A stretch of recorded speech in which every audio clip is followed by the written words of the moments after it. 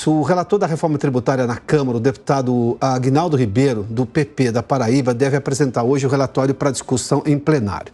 Vamos conversar com a Yasmin Costa, porque ela tem um pouco mais de detalhes. A questão da reforma tributária já se arrasta há muito tempo, mas se tem pelo menos um esboço de uma ideia. A Câmara, inclusive, tem o objetivo de votar esse texto logo ainda antes do recesso de julho. Yasmin, vamos lá. Há possibilidade disso acontecer porque esse é o objetivo. Agora, de novo, precisa ser votado na Câmara. Aí tem dois aspectos. A Câmara tem sido muito republicana. Quando é um assunto do país realmente importante, ela vota, como votou, por exemplo, o arcabouço. Quando é uma proposição do governo que não tem base, perde e aí a Câmara se impõe sobre o governo. Mas esse assunto é uma necessidade. Alguma reforma precisa ser feita na questão tributária, né? E é justamente isso que alega o presidente aqui da Câmara dos Deputados, Arthur Lira. Ele diz o seguinte, viu, Piotr, que apesar do governo não ter uma base consolidada, e ele ainda indica, volta a falar, porque não é a primeira vez que Arthur Lira diz isso, ele pede, argumenta ali, questiona, até recomenda, vamos dizer assim, que o governo arrume a casa para conseguir aprovar medidas importantes, mas ele também diz que o parlamento não será omisso a assuntos importantes, porque na avaliação de Arthur Lira, essa questão envolvendo a reforma tributária é uma questão que ultrapassa ali partidos políticos e até ideologias e precisa ser aprovada aqui dentro do Congresso Nacional. E ele disse que a ideia na Câmara dos Deputados é aprovar essa medida até o recesso agora de julho, no meio do ano. Antes disso, eles já querem ter aprovado aqui no plenário da Câmara.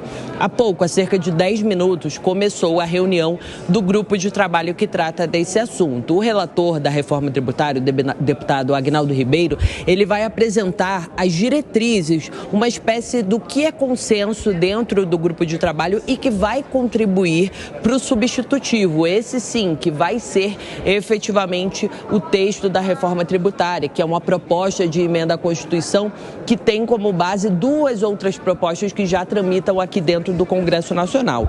O presidente desse colegiado, o deputado Reginaldo Lopes, ele diz o seguinte, que um dos pontos que tem mais consenso é a possibilidade de unificação dos tributos, trazer 5 tributos, transformar 5 tributos que são o quê? IPI, PIS, COFINS, ICMS e o ISS em 1 ou 2 tributos, que seria ali o IVA. E aí a ideia que tem mais consenso é a ideia de ter um tributo no âmbito federal e o outro tributo no âmbito estadual e municipal. Os municípios ficam meio receosos com isso, dizem que pode ficar com aquela expressão com pires na mão se não tiverem os tributos efetivamente ali destinados a eles, mas eles dizem, os parlamentares aqui que estão tratando da reforma tributária, dizem que ouviram muitos governadores, muitos prefeitos, e esse é o texto que tem o maior consenso, essa questão do IVA dual, que eles chamam aqui. Efetivamente, a gente precisa conhecer esse texto, tudo é especulação, o próprio presidente do colegiado, o deputado Reginaldo Lopes, que deu essa especulação, vamos dizer assim, que há um consenso desse IVA dual, diz que esse texto que vai ser votado hoje, porque eles já garantiram que vai ser votado hoje, ainda pode sofrer modificações.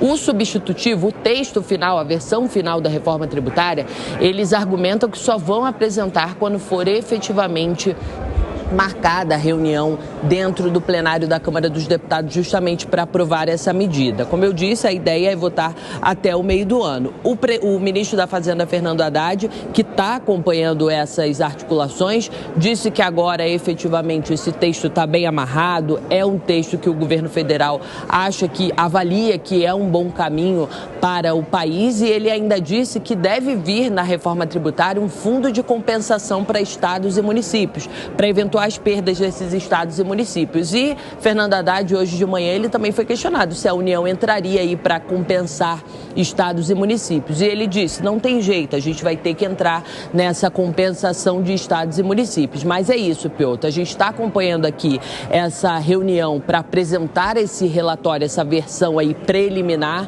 com as contribuições do grupo de trabalho. Um ponto que deve vir aí realmente essa questão do IVA dual, o imposto ali que agrega a União e o segundo, que agrega estados e municípios, mas a gente ainda precisa ver alguns detalhes, porque tem muitos pontos polêmicos. Por exemplo, a Zona Franca de Manaus, os incentivos da Zona Franca de Manaus são pontos polêmicos, que os parlamentares, principalmente do norte do país, questionam que a reforma do jeito que está poderia prejudicar a Zona Franca de Manaus. Mas o relator, como eu disse, falou: não dá para fechar o texto agora, a gente ainda vai seguir articulando, trazendo contribuições e efetivamente até o meio do ano agora a gente deve conhecer, essa é a ideia dos parlamentares aqui na Câmara, uma reforma tributária que há muito tempo tramita aqui dentro do Congresso Nacional e agora o Executivo tem pressionado porque quer efetivamente essa reforma tributária aqui para o país. Tá. Muito obrigado, Yasmin. Vamos lá. Daqui a pouco eu vou falar um pouco mais sobre essa questão tributária, mas tudo passa por uma questão que é extremamente importante. O país precisa voltar a crescer, porque dinheiro bom para governo é dinheiro que vem de crescimento econômico. Essa arrecadação ela é sustentável e ela é saudável, porque além de ela, digamos, aumentar o poder do Tesouro Nacional, ou seja, você aumenta a arrecadação, você diminui também a dependência de vários setores, porque se a economia está crescendo, ninguém fica batendo na porta do governo. Quando a economia está ruim, é que todo mundo bate a porta do governo.